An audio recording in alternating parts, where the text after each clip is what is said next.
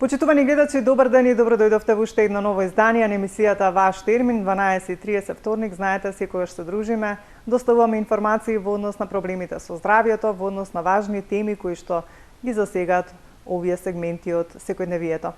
Денеска одлучивме да проговориме за една интересна тема за децата со посебни потреби, за нивната инклузија. Дали е тоа инклузија, стратегија или експеримент во образованието. Тука веќе со мене во студиото е магистар Ивона Трајковска, која што ни доаѓа од Гаспар центарот, инаку е специјален едукатор и рехабилитатор. Со неа ќе кажеме што значи тоа инклузија, значи кои се предностите на инклузијата за овие дечиња, кои се предизвиците и така натаму, повеќе прашања на кои што ќе дадеме одговор. А исто така пред известно време на 2 декември се одржа и семинар на тема специфични тешкоти во учењето и кој што се одржа во просториите на Филозофскиот факултет, и ќе кажеме нешто и за семинарот, како помина, кои се согледувањата од овој семинар за потешкотиите на учењето кај децата, иако ми се чини, или од она што можам јас да се информирам како новинар во однос на оваа тема, дека навистина голем број на деца имаат потешкоти во учењето. На што се должи тоа и какви се нели согледувања има од семинарот, ќе ни каже секако мојата денешна гостинка. Да ве поздравам и да ви посакам добри дојди. Драго ми е што денес сте дел од Ваш термин. Добар ден, ви благодарам на поканата за прв пат во вашата емисија. Се надевам дека ќе се дружиме и понатака повеќе. Мило ми е да сум тука. Так. Кажавте дека ќе говориме можеби за малку една специфична тема, која што ги засега децата со посебни потреби. Некако ова се провлекува нели години наназад да се вклучат во образовниот процес, нели во нашите училишта. Некако работите одат малку тешко, споро, затоа сме тука денеска да кажеме малку повеќе нешто за ова. Па ајде на почеток да ни кажете што представува инклузијата. Така, како што споменавте, овој процес е доста интересен и самиот збор инклузија го среќаваме сите од нас често. Без разлика дали сме терапевти, наставници или воопшто во образовниот процес, и како родители сигурно сите од нас го слушнале барем по неколку пати. Самиот збор инклузија представува вклучување или прифаќање. Ние најчесто го среќаваме овој збор во контекст на образовен процес, во контекст на образование, во контекст на инклузија во училиштата. Тоа значи дека овој процес представува вклучување, прифаќање на дечињата со посебни потреби во редовните предучилишни или предучилишен или училишен систем. Значи децата што на пример претходно не можеле да учат во редовни училишта и требало да се запишуваат само во посебни училишта, сега истите тие можат со овој процес, благодарение на овој процес, да се запишат во секое редовно општинско училиште. Со тоа што овој процес е од бенефиција за двете страни, значи за дечињата со типичен и за дечињата со атипичен развој. Како стојат, бидејќи нели ги знаете работите како се движат, ги следите, како стојат досега работите? Знам дека има нели училишта кои што се за тие дечиња со посебни потреби, кои што нели посебно се образуваат, меѓутоа борбата е нели да бидат вклучени во редовниот образовен систем. Дали има во некој училиште? Како стојат работите? Дали знаете? Така, да. Во сите основни училишта и средни постои веќе овој процес на инклузија, кој што е веќе на голема врата дојден, и тоа е одлично и за поздрав. Во секоја паралелка, сега би било грубо да кажам некоја бројка која што нели не ја знам, јас кога бев асистент, една исто така интересна информација, имаше значи на 2 паралелки по едно детенце. Сега веќе после некои 3 години од тој момент, мислам дека моите сознанија се дека веќе бројката е повеќе, така што веќе на голема врата е дојден овој процес и функционира. Децата се во паралелки, учат со дечиња со типичен развој, имаат оделенски раководител или класен раководител во зависност нели од оделението, и нели тоа си функционира и секоја училиште има обврска да прифати детенце со посебни потреби. Значи не постои тоа класично, сигурно се сеќавате во моето време време барем како беше, нели се иде во прво оделение, се тестира детето ако не е спремно за во училиште, не се пушта на училиште, се одложува. Така. Одложувањето постои сега, тоа да, за бенефит на детето доколку нели се смета дека тоа е од негова корист. Но доколку нема корист од тоа ние да чекаме една година плюс за детето да трне во образование, а веќе постои некоја пречка во развојот или некаква друга потешкотија која што нели го сврстува во таа група на детенца со специфични тешкоти, детето си почнува редовно, си тргнува во прво оделение и си почнува редовниот образовен процес. И тука се отвара еден друг проблем или прашање кое што нели секогаш кога говориме на оваа тема се потенцира дека училиштата немаат доволно нити дефектолози, нити логопеди заради нели ваквите дечиња. Колку се работи на тоа и дали знаете докаде се работите и постапките за да секое училиште има и дефектолог и логопед за да нели бидејќи му е потребно на детето со посебна потреба за да може нели и логопедот и дефектологот да работат посебно со него. Така. Ова е едно многу добро прашање затоа што навистина има потреба од колеги во секој училиште. Што ако би се прашувала јас би ставила да има и по неколку, затоа што за жал еден дефектолог не може да постигне во рамки на цело училиште. Значи сега разговараме за училиште од прво до 8 оделение каде што се паралелки, например, можеби да има и по 4 оделенија и по 5 и по 6 во зависност од училиштето, нели да не навлазам сега. Така не знам како стои организацијата, но според мене постои дефицит во оваа област, затоа што познавајќи професијата и познавајќи предизвиците со кои што се соочува мојата професија, еден дефектолог е малку. Од аспект на, зашто вела малку, од аспект на посветување на внимание на детенце, работење со тоа детенце, по правило би требало секој детенце што има потешкотија да се извади од час, да се работи барем половина час во текот на денот. Ова колку е физички можно и колку е можно временски е прашање, затоа што не се постигнува најпрво, замислете имаме еден работен ден од 8 часа, да речеме. Значи, ние не можеме од 8 часа сите тие дечиња да ги ставиме во половина час. Корисно би било доколку би можело да се направи некаков модел или стратегија за овој момент да се реши, затоа што така тоа е бенефит најпрво и најважно за децата, бидејќи ќе бидат изложени на секојдневна работа и потоа и за родителите, затоа што сите родители кои што имаат детенце со посебни потреби го носат на дополнителни часови, носат на дефектолог, носат на логопед. Знаете, малце овој момент ќе се минимализира доколку би можело да има детето дополнителна стимулација во училиште. Бидејќи навистина е потребно кога ако веќе се случува оваа инклузија нели во редовниот образовен систем да се овозможат и оние услови кои му се потребни на едно дете со посебни потреби. Што значи тоа тотална инклузија, која што е нов предлог и дали е добра? Така, постои нов предлог закон кој што значи покрај инклузија што напоменавме, сега постои ново, тоа е тотална инклузија. Тоталната инклузија представува, како што самиот збор нели ни кажува, значи без разлика на попреченоста на детенцето, без разлика на пречките, без разлика на предизвиците со кои што се соочува и степенот на попреченоста, сите деца и кои што се веќе во посебни училишта да се извадат од училиштата и да се стават во процесот на редовното образование. Знам дека, се извинувам што ве прекинувам, дека тоа и се планира во иднина. Така. Нели? И сите оние професори кои што се вклучени сега во оние училишта кои што се нели наменети токму за овие дечиња, се планира да се пренаменат во училиштата со редовно нели образовен систем. Претпоставам дека тука малку и ќе се олеснат работите, бидејќи сепак тие наставници се обучени да работат со такви дечиња и плюс кога ќе се вклучат тука и дефектолозите и логопедите, сите што се нели дел од тоа, би било навистина добро, а и за децата ми се чини дека би било добро кога ќе се почувствуваат дека се нели во еден редовен образовен систем и од психолошки аспект и од едукативен и така натаму. Ајде малку да го појасниме тоа. Така. Се очекува ли во блиска иднина тоа да се случи или? Па сега знам дека овој предлог закон беше од неодамна, дека се разговара со помош на професорите од филозофскиот факултет, дека се разговара за оваа тема. Моите сознанија се дека баш предвидувањата не се соодветни во аспект на тоа како би било замислата да функционира, затоа што видете, на замисла и накажано можеби да функционира идеално. Така. Но кога ќе се започне самиот овој процес, веднаш доаѓаат предизвиците кои што се реални и кои што се неизбежни.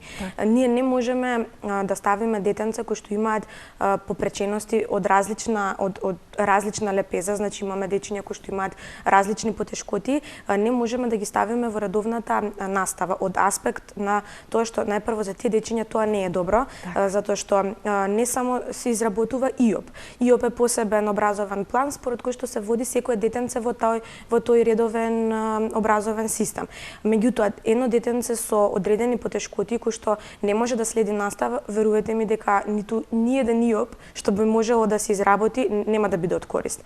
Потоа тука се другите дечиња. Образованието е за сите.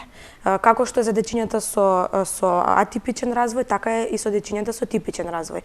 На дечињата со типичен развој им се потребни оценки, им е потребно образование, со кој што понатака во животот ќе се градат, ќе се надоградуваат, им треба упис во средно, им треба упис на факултет, нели, и така натака. Ете така. Целиот овој процес ќе има пречки од двете страни. Доколку ние би имале спремен кадар кој што е навистина спремен за тоа, и доколку ова што го разговаравме претходно, доколку има во училиштето по неколку дефектолози кои што ќе можат да бидат постојано достапни за ова, тогаш да, тоталната инклузија е нешто одлично и не само како предлог, туку и како имплементирање одлично.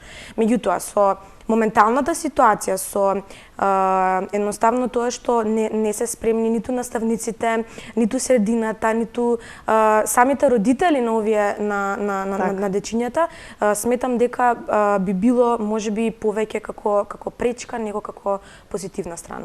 Затоа што од аспект на гледање, јас ги гледам сега од аспект на дечињата и како терапевт кој што работи со дечиња со посебни потреби, мислам дека само не би донело никаков корист оваа тотална инклузија.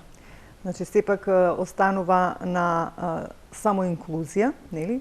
Па подоцна да се работат во што се вели работите кога ќе да се сменат, да се сменат најпрво некои предизвици со кои што се соочуваме сега преку процесот на инклузија, кој што веќе нели ги напоменавме, доколку би се скалило по скалило, доколку би можеле ние да ги имплементираме, значи негативните во позитивни страни да ги претвориме, тогаш да, тогаш би можело да има и тотална инклузија, би можело да има и повеќе дефектолози и многу нели поточки кои што се наметнуваат понатака. Меѓутоа ние не можеме со еден нецелосно развиен процес, нецелосно имплементиран, да имплементираме друг процес кој што е многу потежок од првиот и да очекуваме дека све ќе биде идеално и све ќе тече едноставно глатко. Тоа не е возможно затоа што ние не сме решиле еден проблем кој што веќе ни е наметнат и ни стои проблеми, а ставаме друг процес кој што ни носи дополнителни проблеми. Значи тоа е само трупање проблем врз проблем, а решение немаме никакво.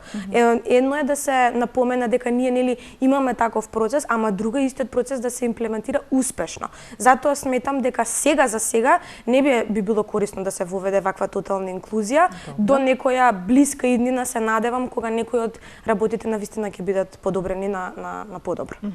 Еве, вие сте магистар, сте поминале еден процес на образование, нели, како што кажавте, секојдневно работите со дечињата со посебни потреби, дали ги имате посетено и училиштата кои што се со редовно образование, каде што има дечиња со вклучени во образовниот систем со попречености, и дали сте ги посетили и оние училишта кои што се наменети за вакви деца? И кажете ми кои се предностите на оние дечиња еве за инклузија, кои што се нели со помала попреченост во развојот, да се вклучат во образовниот редовен систем? Така, јас една лична информација, пред значи да почнам да работам како специјален едукатор и рехабилитатор, како што е моменталната моја работна позиција, бев асистент на детенце со посебни потреби. Така што можам да ви дадам инсайдерски информации што се најточни, нели? Според мене овој процес функционира. Функционира од аспект на тоа што има асистенти, не знам колку сте запознаени сега. Знам дека се вклучени. Ете така, имаме образовни асистенти кои што се вклучени во процесот на инклузија. Секој детенце кој што има посебни потреби или потешкоти добива асистент. Додека бев јас, беше и тој процес беше малце не искоординиран, не беше се уште целосно финализирано. Сега веќе е доста добро искоординиран и асистентите си се вработени, значи редовни примања си имаат, задоволни се, сметам барам сега од некои мои нели сознанија од колешки што разговараме, задоволни се и овој процес функционира. Сега, има моменти каде што нели имаме асистенти кои што се од позадина која што не е терапевска, на пример не доаѓаат од дефектолошка позадина, логопедска, психолошка и така натака, но постојат обуки кои што ги поминуваат асистентите за тоа како да се пристапи на одредена проблематика, како на пример да се пристапи, како да се адаптира средина доколку имаме дете со телесен инвалидитет, со визуелна попреченост и слично, како би можело да се надминат пречките со кои што нели ќе се соочат асистентите кои што не доаѓаат од позадина на терапевт и кои што едноставно не планирале никогаш понатака да се занимаваат со тоа, ниту да изучуваат факултет.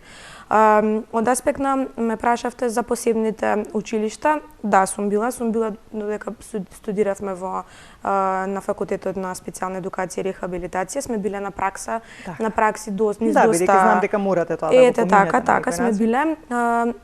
Сега ова беше пред некои, па да не претарам, 5 години. Се надевам дека сега работите веќе се променети, бидејќи тогаш немаше вклучени асистенти. Тогаш немаше вклучени асистенти, не сум сигурна. Тоа е така, тоа е од скоро, не сум сигурна дали постоеше овој момент на доделување на асистент, но не како што иде сега нели преку иднина, преку училиштето и слично. Не сум сигурна за ова, да не навлегувам во повеќе, меѓутоа сметам дека сигурно постоела некаква дополнителна помош. Иако мислам дека во периодот кога јас студирав и кога одевме на пракса, тогаш беше повеќе, значи децата одеа во посебни училишта и децата што се со типичен развој одеа во редовни училишта и тоа беше тоа за жал. Така, во тоа време значи немаше воопшто инклузија. Така, или можеби постоело како предлог, меѓутоа дали можеби постоеше имплементација, па имаше посебни паралелки во училиштата, дефектолог со посебна паралелка, но да се функционира во рамките на редовното основно училиште. Не сум баш сигурна за ова, можеби сега грешам, меѓутоа барем од некои мои како сознанија за ова ви велам во времето кога јас студирав. Сега од оваа перспектива нели сте да работите, која е предноста на инклузијата на овие дечиња, нели со попречености во редовниот образовен систем? Која е предноста? Значи сте биле и во редовно образовен систем? Да, можам да споредам. Сте биле и во посебните училишта кои што се за овие дечиња. Која е предноста да бидат вклучени во редовниот образовен систем? Најважно од се дискриминацијата со која што се соочуваат и разбивање на дискриминацијата и разбивање на оние митови. Знаете, ние сите и претходно, значи кога не се знаело всушност што представува одредено нарушување, веруваме во митови. Како и за се од она што не го знаеме како луѓе, некогаш си креираме приказни митови за да ни се олесни некоја работа што не ја разбираме. Истото важи, за жал, важало и за оваа ситуација, значи со овие дечиња. Едноставно, тоа разбивање на митови за како изгледа одредено попречување, дискриминацијата дека од тие деца треба да се бега, дека се заразни, дека тоа се пренесува на другите дечиња. Знаете, порано се верувало дека тоа може да се пренесе, па нели не се дружи со тој, не се дружи со овој, па како изгледа. Мислам, ние до ден денеска за жал се соочуваме се уште со едно обично пелтечење, па има шеги и шали за тоа, и тоа е, мислам, стварно многу лошо што се прави, а не па за некои посериозни ситуации и потешкоти.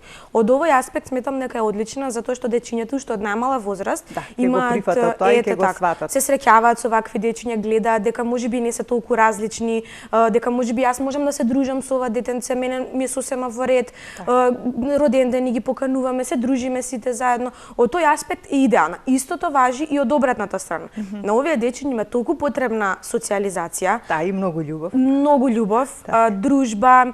Едноставно, верувајте ми дека не постои дефектолог или логопед кој што ќе направи повеќе од социализацијата детенце со детенце и љубовта која што се даваат меѓусебно. Значи, сме имале ситуации каде што детенце не збори, тргнува во градинка и прозборува. Тоа е едноставно од стимулацијата на средината. Таа стимулативна средина прави магија, буквално. Значи, нема друг збор кој што би можело да се објасни. Едноставно ќе им помогне и тие да се така, точно. И да се социализираат, интегрираат, значи една одлична хармонија. Доколку нели постои хармонија, доколку од двете страни се има прифаќање и има разбирање. Така.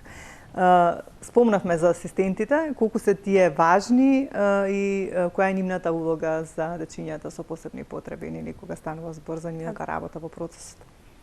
Асистентите се од многу голямо значење во оваа ситуација, затоа што кога веќе не можеме да добиеме дефектолози толку многу често, на повеќе паралелки како што напоменав, асистентите се одлични, затоа што секој детенце си добива асистент, асистентот го придружува детето за време на наставата, му помага, се грижи за неговите потреби. Имаме дечиња кои што едноставно имаат можеби социјална анксиозност, па не можат да се изразат, знаете, не мора да станува збор за дечиња кои што имаат попречености, нели сега ние веднаш замислуваме некои повисоки скалила на попреченост, едноставно имаме дечиња кои што имаат недоволна стимулација само, а имаат потреба за асистент, на кој што асистентот ќе обрне многу повеќе внимание отколку што една наставничка би можела на паралелка од 25 до 30 деца. Верувајте ми, тоа не е сигурно не е лесно да се обрне внимание, да. Не е едноставно да се обрне внимание само општо на цела паралелка и претходно кога не постоел овој процес, камоли сега кога постои процесот на инклузија, мислам стварно, јас верувам дека сите наставници се соочуваат со предизвик идентичен колку што и децата од едната страна и од другата страна. Уште повеќе што како што кажавте, еден наставник во оние училишта може да има и по 15 до 20 дечиња, сите се нели со различни попречености и тој наставник треба навистина секое дете да го како да кажам, да му направи една анализа како треба да се однесува со него за да колку толку да може нели да она што треба да му го пренесе или да му го задржи вниманието, да ги научи сите, а како што кажавте, не е баш едноставно и асистентите секако тука се претпоставам од многу голема помош. Навистина, да. Затоа што заедно со работа. Така, секојдневно работат со дечињата. Да, се оди, значи, секојдневно во училиште со детенцето се седи онаку колку што трае наставата. Индивидуално е. Сега сметам дека постои веќе и еден асистент например, доколку во училиштето или во паралелката постојат две дечиња со посебни потреби, има еден асистент кој што е назначен за тие две. И за ова не сум точно сигурна, мислам дека вака функционираше, ако нема некоја промена сега по најново, но како и да е, значи да е оваа ситуација сепак е корисно, затоа што тој еден асистент е доволен и навистина може многу да помогне на детенца и на самиот наставник, а и на родителите кои што добиваат информации за целиот ден на детето, од почеток до крај, што се учело, што се работело, што треба да се учи дома, што се работи. Значи, знаете, оној момент на комуникација, наставник, родител, асистент е идеална за успехот на детето. Затоа сметам дека се многу користи. И за поздрав е овој предлог. И спомнавте нели во Гаспар центарот дека го работите ова. Токму со дечињата со посебни потреби. Која е вашата, ајде да кажам, да откриме која е тајната на еден специјален едукатор и рехабилитатор да успее нели да како да кажам да воспостави еден однос топол пријателски за да може на тоа дете да му помогне да се правилно да се развија, да ги надмине некои проблеми и попречености во оној развој што го има. Тајната е да си ја сакаме професијата. Да сакаме тоа што го работиме и да не сме присилени најпрво да го завршиме факултетот, да сме на факултетот, а потоа да работиме. Како впрочем и за секоја професија. Затоа што оваа професија е навистина специфична професија и бара навистина да љубов. Најпрвин да ја изучуваш со љубов, а потоа и да работиш со љубов, бидејќи како што напоменав преска, дечињата со посебни потреби како го чувствуваат дури и расположението точно. Верувајте ми, оној што е до него така. Секоја промена, значи ако има денови кога сум например понервозна или едноставно побрза, потемпераментна, добивам истиот фидбек назад. Тоа што го добивам е тоа јас што го давам. И јас понекогаш на почетокот нели со помалото искуство секогаш сум била зашто вака сега што се случува, но сега веќе знам зашто е тоа и точно знам во кој ден што ќе добиам тој ден од работата со дечињата. Значи ако јас сум нервозна и тие се веднаш нервозни. Ако јас сум смирена, ако јас со нив и разговараме по полека, значи веднаш добивам и успех, и напредок, и или комуникација, тоа е значи неверојатно. Значи каков пристап имате кон нив, така тие ви возвраќаат на некој начин и колку пристапот е подобар, толку и бенефитите од она што го работите со нив ќе бидат поголеми. За инклузијата на децата со специфични тешкоти во учењето, што би кажале? Така, ова е малце поспецифична тема, бидејќи мислам дека луѓето се уште не се дотолку запознаени со ова, дека се уште дека постојат дечиња кои што едноставно не одбиваат да читаат и да пишуваат, туку не можат. Во моето време, да кажам, јас кога го поминував процесот на образование, немаше, јас имав во мојата паралелка дечиња кои што имаат потешкоти, но не се таргетираат дека можеби имаат дислексија или дисграфија. Истото е и сега, само што сметам и се надевам всушност дека свесноста е малце поголема за ова. Да, некако почнува да се збори, така, се слуша повеќе, точно, имаме теми, повеќе се разговара на оваа тема и многу ми е драго поради тоа, затоа што не се сите дечиња кои што одбиваат да читаат или да пишуваат, кои што едноставно немаат мотивација за тоа, не се сите мрзеливи и не сите имаат нешто друго или ајде не сака тој пушти го. Идентично, како што важи за останатите попречености, важи и за процесот за дечињата кои што имаат специфичности и потешкоти во учењето. Идентично, значи на нив им се потребни асистенти, потребни им е посебен план и програм за работа од страна на наставниците, потребна им е работа со дефектолог во училиштето и надвор од училиштето особено, значи кога ќе се напушти училиштето, затоа што овој процес започнува ги препознаваме потешкоти во учењето кога почнува и процесот на описменување. Претходно ние не би можеле да знаеме дека едно детенце има дислексија или дисграфија или нели останатите потешкоти доколку не се започне процесот на описменување. Тука всушност школата е клуч и почеток на секаде што би требало нели еден наставник да забележи дека нешто не е во ред и дека можеби треба помош, можеби треба помош од дефектолог, можеби треба помош да се однесе детето понатака на одредени проверки. Истото, идентично важи, значи исто е потребно, исто толку внимание, љубов, посвета, асистент, трпение, значи тоа е најважно од се трпение и само трпение. Так, за да се надоврзаме на ова некако последново што го говоревме, ќе проговориме малку и за семинарот кој што се одржи на 2 декември во насловен како специфични тешкоти во учењето на Филозофскиот факултет. Беа вклучени професор доктор Горан Ајдински, професор доктор Александра Каровска-Ристовска, магистар Фики Гаспар, магистар специјален едукатор, претпоставам исто и Бојане. Логопед е Бојан. Логопед, добро, бидејќи не ми пишува тука точно, значи Бојан Богдановски, кој што исто од Гаспар Центарот. Кои се согледувањата од овој семинар? Како стојат работите кај нас со децата со потешкоти во учењето и на што се должи тоа? Така, ова беше доста корисен семинар. Јас бев гостин на истиот присуствував, имав можност да ги проследам работите кои што беа споделени. Мојата професорка ни сподели некои новости од аспект на дислексија и дисграфија, значи како апликации на компјутер, некои моменти, значи на пристап и како може да подобриме, кои што се новости. Доста беше корисно како терапевти кои што работиме, дури како студенти, бидејќи имаше од сите нели полени терапевти и студенти кои што се на семинарот и логопеди, ете така, значи сите што се родители, мислам дека имаше сите луѓе што се засегнати, што се засегнати во оваа тематика и мислам дека доста корисно беше затоа што можевме да научиме некои новости што ќе ни помогнат во работата. Се говореше токму и за ова сега денеска што го говориме за процесот на инклузија и токму и за ова тотална инклузија, зашто не е корисна, што ќе направи таа, ние како професионалци како би можеле да се износиме со таа, во кој аспект да ги согледаме работите, кои се позитивните страни, кои се негативните страни, зашто тоа е така и како би било нели некои предвидувања од еден од аспект на професионален осврт на работите, затоа што сепак нели некои работи ги знаеме од самата достапност на се она што ние на нас како професионалци, од материјали, од учење, од самиот факултет, од секојдневието, па на тој начин би можело да се дадат и прогнози за нештата. Беше доста корисно затоа што можевме исто да видиме, нели ние сепак мислиме па добро сега тоа е стварно супер тотална инклузија, па зашто да не?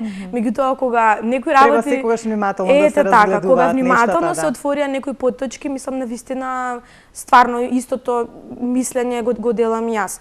Така што почесто треба да има вака семинари и почесто треба да се говори за некои вакви теми, затоа што верувам дека на сите од нас би не биле корисни. Дури и за луѓе кои што не се засегнати за тоа, едноставно убаво е да се знае. Да. Ете така, убаво е да се знае, да се согледа, бидејќи ние во секојдневието, во секојдневниот живот, за жал, се почесто и почесто. Така, да, токму тоа сакав да кажам, порано некако не беа многу присутни овие потешкоти во учењето кај дечињата. Барем јас колку што се сеќавам од она што кога јас сум била во образовниот систем, уште нели од мали нозе па до што се вели до средното образование. Зошто дали имате информации и согледувања зошто се случува ова се почесто да се јавува кај дечињата потешкоти во учењето? Дали можеби е се тоа што постојано кога говориме кажуваме дека целата оваа глобализација, оваа технологија напредна што се случи околу нас, дали и тоа допринесува или има некои други причини? Можеби се должи до тоа што едноставно претходно не се диагностицирала и претходно не се носеле на диагностика и се сметало дека ајде ништо нема, само е мрзеливо детето. Јас не верувам дека во последниве 5 години се појавени овие потешкоти. Верувам дека постоеле, знам дека постоеле од претходно, уште од претходно. Да, меѓутоа во однос на бројките зголемени се сега или? Да, постои зголемување, меѓутоа сепак и тоа е од аспект на детекција, на диагностика. Сега поинаку се гледаат работите, па можеби така, повеќе тоа се ви исто согледуваат. како ковид, например, да речеме, знаете, имаше луѓе што се тестира, па знаевме колку има. Сега исто има, ама не се тестираат луѓето и ние мислиме дека нема. Значи идентично е. Претходно можеби луѓето едноставно не оделе на преглед. Не знаеле дека постои такво нешто, никој не говорел. Можеби детето сметале дека одбива, па имало други методи. Знаете, порано верувам дека сигурно јас сум имала во моето оделение, верувам и вие дека сигурно сте имале некои деца што другарчиња што едноставно имаат потешкотија со читање и со пишување. И ние не сме го приметувале тоа дека можеби ова детенце има дислексија или дисграфија, туку ајде мрзлив, ајде тој ништо не знае, пушти го. Сега што е позитивното веќе не е така, затоа што на првиот момент кога ќе се помисли дека нешто не се мисли тој мрзлив пушти го, туку се прави детекција. Затоа мислам дека сега има повеќе, нели, случаеви што ги знаеме. Претходно немало бидејќи не се детектирало. Не дека сега се должи толку конкретно за ова на социјалните мрежи или слично, туку затоа што едноставно постои детекција, бидејќи дислексијата и дисграфијата зависат од многу фактори, не се само технологијата и изложеноста на екраните. Така што конкретно за ова верувам дека постоело. Не е тоа толку голема причина. Точно. Ајде сега пака да ги објасниме што значи дислексија. А што значи дисграфија? Да знаат, нели, оние кои што не следат родители, за да знаат ако нешто приметат кај своето дете, некои, нели, вакви, ќе кажете што конкретно треба да се забележи кај едно дете за да се реагира на време, да се побара помош за да се реши. Така. Ги знаеме како со едно име, нели се викаат како проблеми во академските вештини. Што тоа значи? Тоа значи, јас наједноставно ќе пробам да го објаснам ова, затоа што јас верувам дека на родителите со термини, со терминологија и стручни име до тука дојдено. Јас ќе пробам наједноставно да им го објаснам како што би сакала на мене, доколку немам сознание, некој да ми го објасни ако имам проблем. Така, за да убаво го разберат. Така, за да можат родителите да го разберат. Значи, самото име кажува проблеми во академските вештини.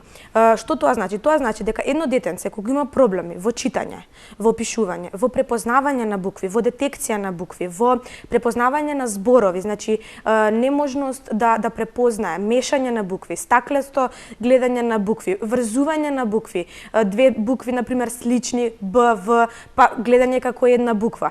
Постои на пример дечиња сега има различни форми, јас ова го кажувам од аспект на една глобалност, една како општо кажување за да се знае кога да се побара помош. Се почнува во прво, во второ деление, процесот со описменување, едноставно постои демотивација. Детето одбива, се разговара со детето одбива, не сака, не е заинтересирано, има потешкотија, например сите родители читаат со дечињата, пишуваат, кога ќе почнат изучување на првите букви. Едноставно гледаме дека детенцето не сака, наоѓа се нешто друго да прави, демотивирано е, казни сигурно тука следуваат, меѓутоа тоа не значи дека детето одбива, туку дека можеби постои проблем. Кога ќе се забележат првите да речеме непрепознавање на букви, иако е премногу очигледно, неможност за читање на тие букви, тоа е во сето тоа, значи пишување, читање, незнаење како да се прочитаат, мешање на очигледни зборови, например зборови од по 3 букви како зборот воз,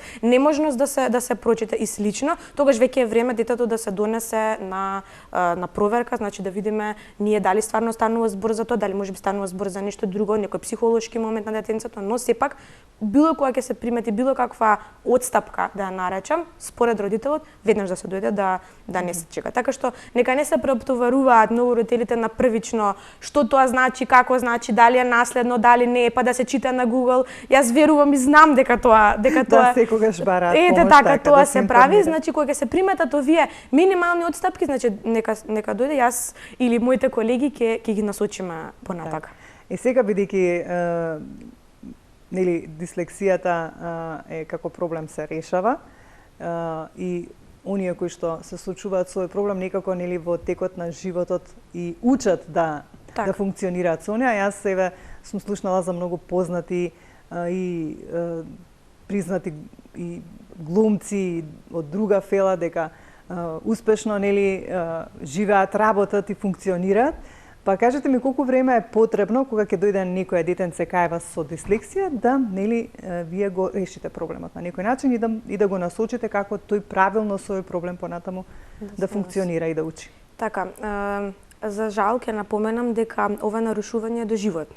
Знам дека е доживотно и затоа велам вие им помагате за тие некако да можат со тој проблем да се носат но низ не е животот. толку све црно, значи не е воопшто ништо црно, затоа што се надминува. Реагирањето на третманот зависи од дете до дете индивидуално. Секој детенце си е индивидуа за себе, тоа дури ни самото детенце не би знаело кога ќе почне да реагира на одреден третман. Секој мозоче си е посебно мозоче за себе. Значи треба навистина повеќе време. Треба повеќе време, зависи од многу фактори. Прифаќање на терапевтот, прифаќање на третманот, поддршката од училиште, поддршката од дома, поддршката од околината, од другарчињата. Тука доаѓаат и психолошките моменти како срам, страв, што ќе рече околината за мене. Сето тоа, сите тие фактори влијаат врз колку време ќе е потребно детенцето да едноставно да почне да реагира на третманот. Јас сум имала случаи каде што дечиња на пример не реагираат, треба месец, два, три и наеднаш имаме многу голем напредок. Да. Така што тоа е едноставно индивидуално до секое детенце, како и за се впрочем што се случува. Секој детенце си е приказно за себе и не треба да се откажуваат родителите кога ќе видат и кога ќе најдат на пречка. Например, доаѓаат месец, два, три, не гледаат никаков напредок, барем они сметаат дека не гледаат напредок и да се откажат затоа што можеби токму во тој ден кога ќе се откажат, можеби токму тој ден е таа експлозија на... Не се знае кога може да се случи. Така, не се знае, да. Доживотно е како што кажав, но тоа нека не ги обесхрабрува луѓето и родителите и лицата кои што се засегнати од оваа тематика, затоа што постојат начини на кои што може едноставно еден човек да се научи да функционира и покрене решувањето. Кажав, имаме имаме познати личности кои што функционираат. Така, и тоа многу добро функционира, така што не е нешто што е многу страшно и трагично, меѓутоа треба да се работи за да се надмине колку е можно да се дојде до некоја минималност на проблемот. Дали треба континуирано во текот на животот да посетуваат нели дефектолози, логопеди, специјални едукатори, рехабилитатори за да нели на некој начин си го одржуваат тој баланс кој ќе го донесат на едно ниво за да може да функционираат? Така, добро прашање ви е ова навистина. Додека децата се во самиот процес на описменување, додека се во процесот на читање, напишување, изучување на истото, тука е клучно да се посетува што повеќе пати во неделата, толку подобро.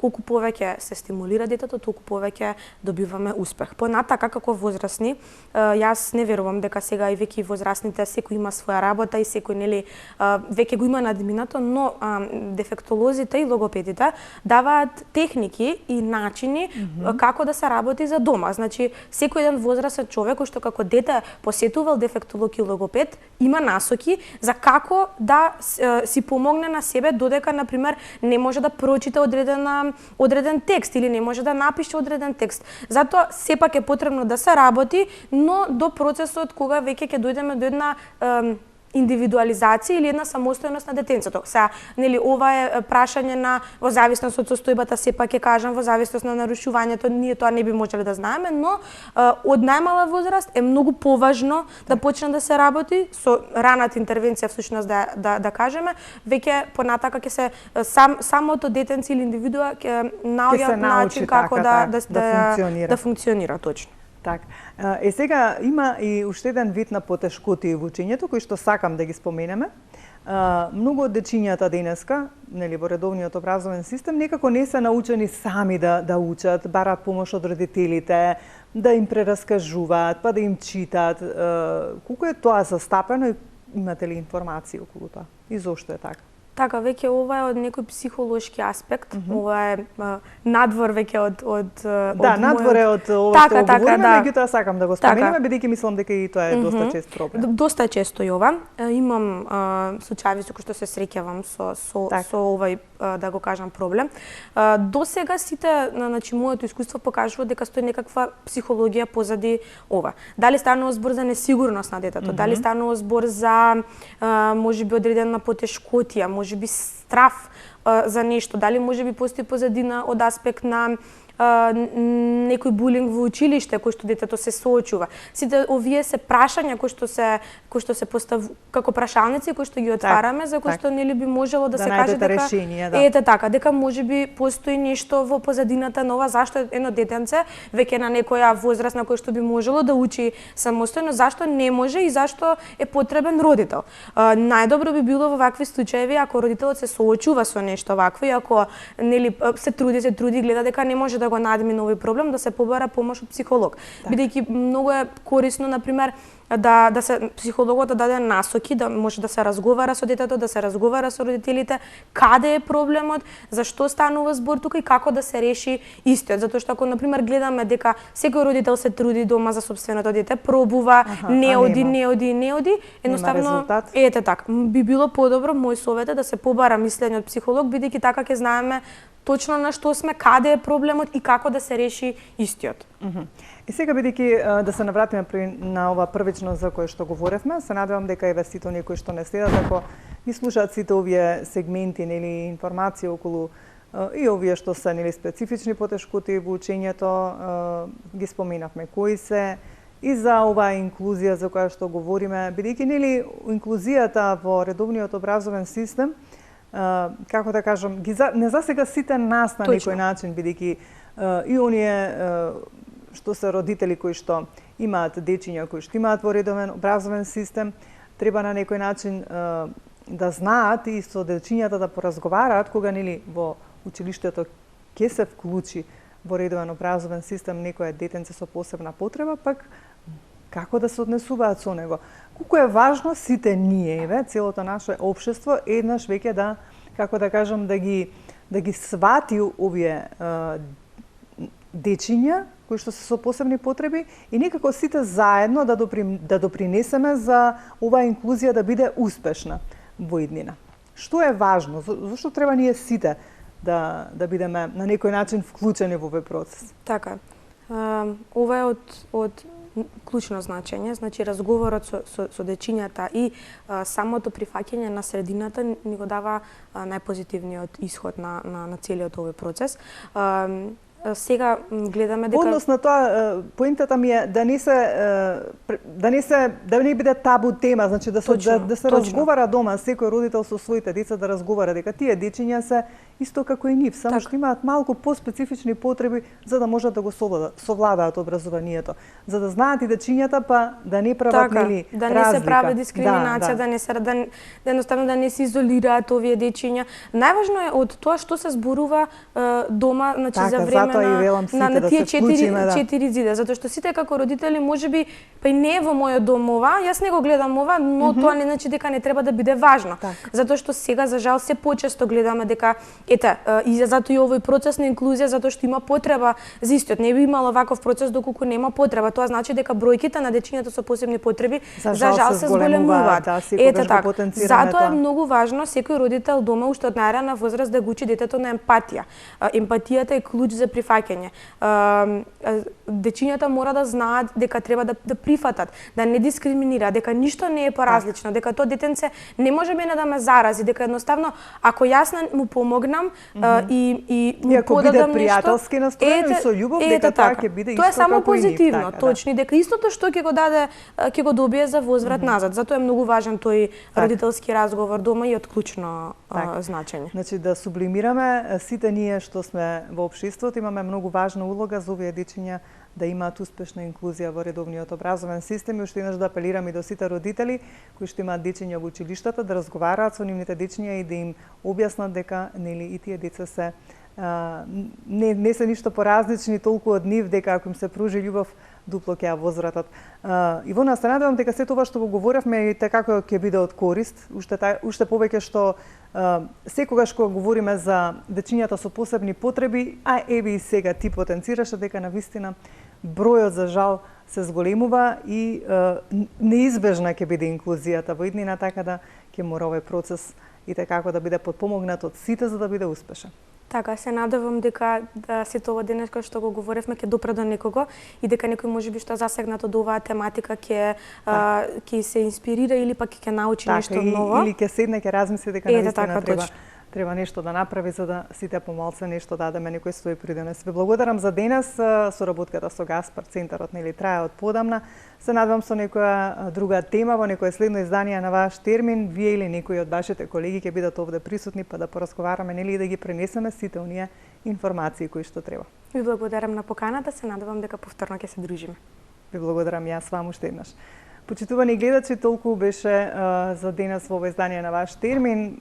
Ми се чини дека навистина е интересна, корисна тема со оглед на тоа дека ево уште еднаш ќе потенцирам за жал во последно време и така како е зголемен бројот на дечињата со посебни потреби, па еве да им дадеме шанса сите да допринесеме нешто што можеме, нели, колку можеме секој од нас за да имаат успешна инклузија понатаму во редовниот образовен систем.